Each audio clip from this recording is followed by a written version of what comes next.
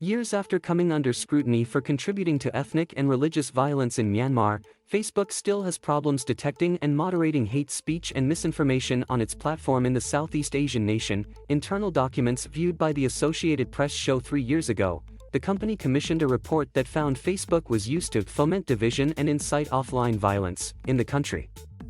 It pledged to do better and developed several tools and policies to deal with hate speech.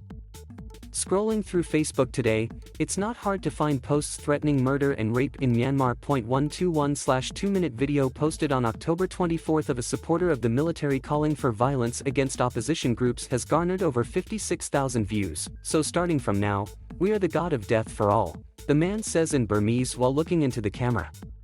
Come tomorrow and let's see if you are real men or gays. One account posts the home address of a military defector and a photo of his wife. Another post from October 29 includes a photo of soldiers leading bound and blindfolded men down a dirt path. The Burmese caption reads, "Don't catch them alive."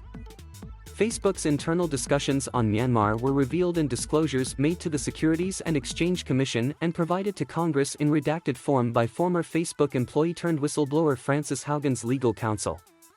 The redacted versions received by Congress were obtained by a consortium of news organizations, including the Associated Press. Facebook has had a shorter but more volatile history in Myanmar than in most countries. After decades of censorship under military rule, Myanmar was connected to the internet in 2000. Shortly afterward, Facebook paired with telecom providers in the country, allowing customers to use the platform without needing to pay for the data, which was still expensive at the time. Use of the platform exploded. For many in Myanmar, Facebook became the internet itself. Taika Aung, a Myanmar internet policy advocate, said it also became a hotbed for extremism around 2013, coinciding with religious riots across Myanmar between Buddhists and Muslims. It's unclear how much, if any, content moderation was happening at the time by people or automation. Taika Aung said she met with Facebook that year and laid out issues, including how local organizations were seeing exponential amounts of hate speech on the platform and how its preventive mechanisms, such as reporting posts, didn't work in the Myanmar context. One example she cited was a photo of a pile of bamboo sticks that was posted with a caption reading, "Let us be prepared because there's going to be a riot that is going to happen within the Muslim community." Taika Aung said the photo was reported to Facebook, but the company didn't take it down because it didn't violate any of the company's community standards. Which is ridiculous because it was actually calling for violence. But Facebook didn't see it that way, she said. Years later, the lack of moderation caught the attention of the international community. In March 2018, United Nations human rights experts investigating attacks against Myanmar's Muslim Rohingya minority said Facebook had played a role in spreading hate speech. When asked about Myanmar a month later during a US Senate hearing, CEO Mark Zuckerberg replied that Facebook planned to hire dozens of Burmese speakers to moderate content, would work with civil society groups to identify hate figures and develop new technologies to combat hate speech. Hate speech is very language specific. It's hard to do it without people who speak the local language, and we need to ramp up our effort there dramatically, Zuckerberg said.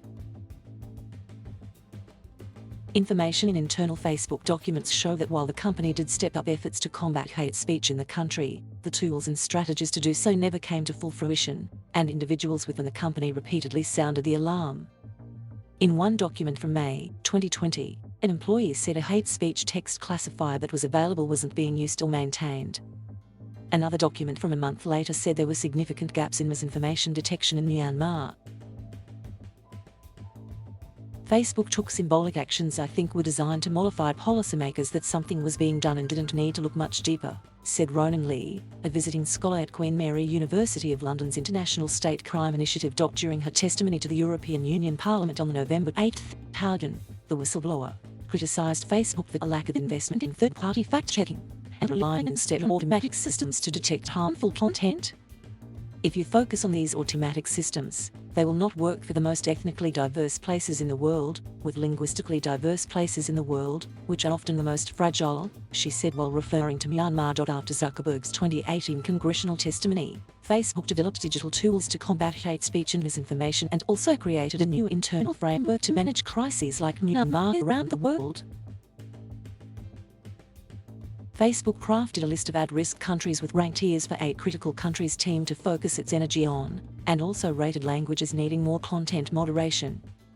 Myanmar was listed as a Tier 1 at-risk country, with Burmese deemed a priority language alongside Ethiopian languages, Bengali, Arabic and Urdu. Facebook engineers taught Burmese slang words for Muslims and Rohingya to its automated systems.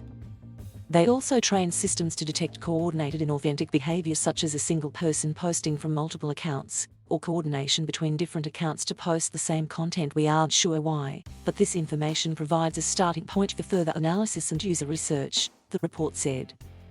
Facebook declined to comment on the record if the problem has been fixed a year after its detection, or about the success of the two tools in Myanmar.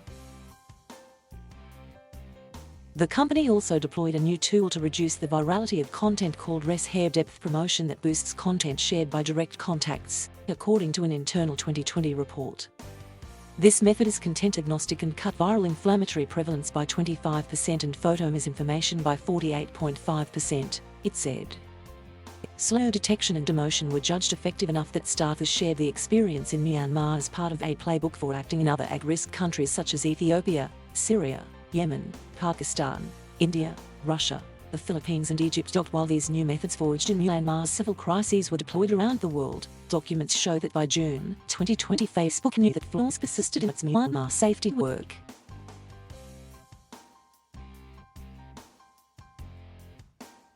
Thank you for watching. Please subscribe.